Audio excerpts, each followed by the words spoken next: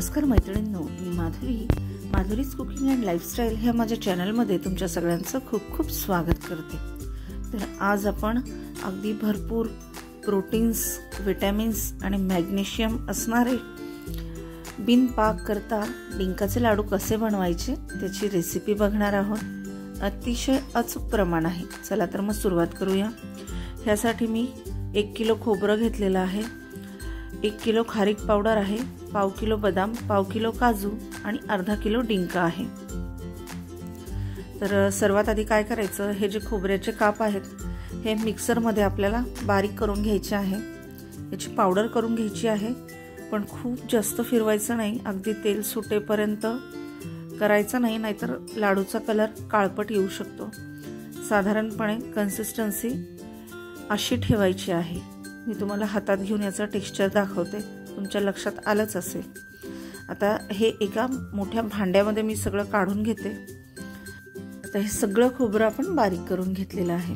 ह्याच्यामध्ये ही खारकाची पावडर टाकलेली आहे। आता त्याच्यानंतर हे काजू आहेत, ह्याची देखील आपण अशी पूड करून घेतलेली आहे।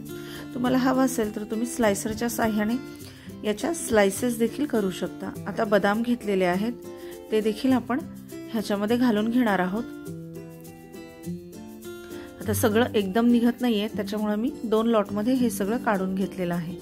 आता हा डिंक आहे, हा डिंक देखील आपल्याला मिक्सर मध्ये छान बारीक करून घ्यायचा आहे। आपण डिंकाचा वापर कच्चाच करतोय, डिंक आपण तळून वगैरे घेतलेला नाही। आता हे डिंकाची देखील अशीच पावडर करून घ्यायची आहे। साधारणपणे अर्धा किलो डिंक मी घेतलेला आहे, प्रमाण मी तुम्हाला अगोदरच सगळं सांगितलेलं आहे। आता हे देखील आपण ह्याच्यामध्ये घालून घेणार आहोत। ह्याच्यामध्ये खूप जास्त साहित्य झाल्यामुळे मी हे दुसऱ्या भांड्यामध्ये मला ट्रान्सफर करून घ्यावं लागणार आहे। आता हे सगळं चमच्याच्या साहाय्याने छान मिक्स करून घ्यायचं आहे। हे मिक्स करून झालेलं आहे। आता ह्याच्यामध्ये आपण घालणार आहोत साखर। ही साधारणपणे 900 ग्रॅम पिठी साखर आहे। कमी जास्त करू शकता, तुम्हाला कितपत गोड हवंय त्याच्यावर साखरेचं प्रमाण आपल्याला ठरवायचं आहे। तर हे मी मोजूनच घेतलेलं आहे। आता ह्याच्यामध्ये आपण घालणार आहोत विलायची पावडर, पण त्याच्या आधी हे सगळं व्यवस्थित मिक्स करून घ्यायचंय। तर हे मी तुम्हाला सांगितल्याप्रमाणे ह्याच्यामध्ये मी विलायची पावडर घालून घेतलेलं आहे आणि हे आहे जायफळ। तर साधारणपणे 1 जायफळ आपण याच्यामध्ये घालणार आहोत, कारण आपली क्वांटिटी ही जास्त आहे। तुम्हाला सगळ्यांना माहित असेल, जायफळ हे अतिशय औषधी असतं।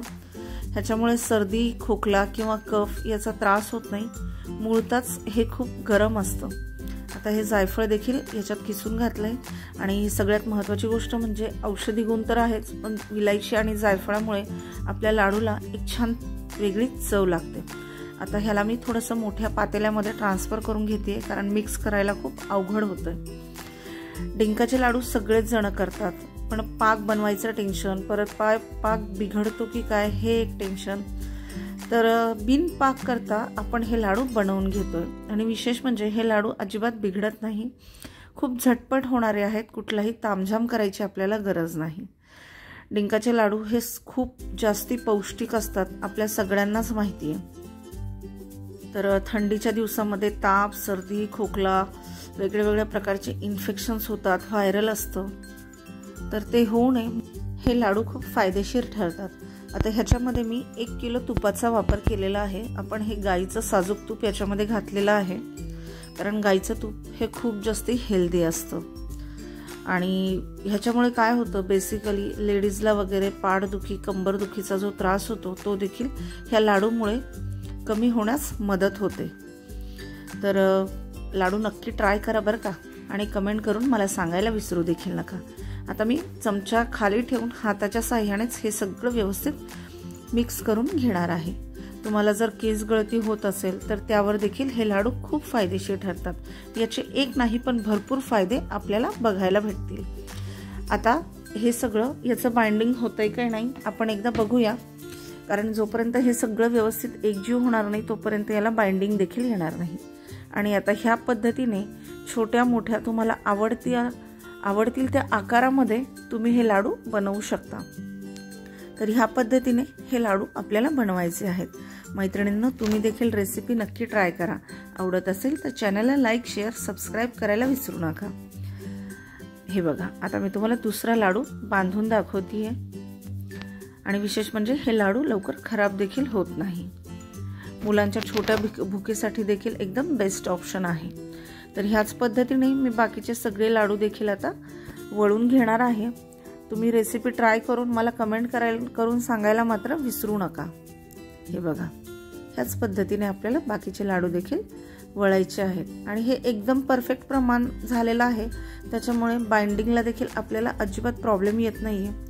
तूप देखील एकदम परफेक्ट पडलेलं आहे. खूप जास्ती जर पडलं तर ते एकदम चिकट आणि लाडू खूप असे गिजगिज लागतात. आता ह्या पद्धतीने मी लाडू बांधून घेतलेले आहेत. देखील रेसिपी नक्की ट्राय करा. भेटूया माझ्या पुढच्या रेसिपीमध्ये. धन्यवाद.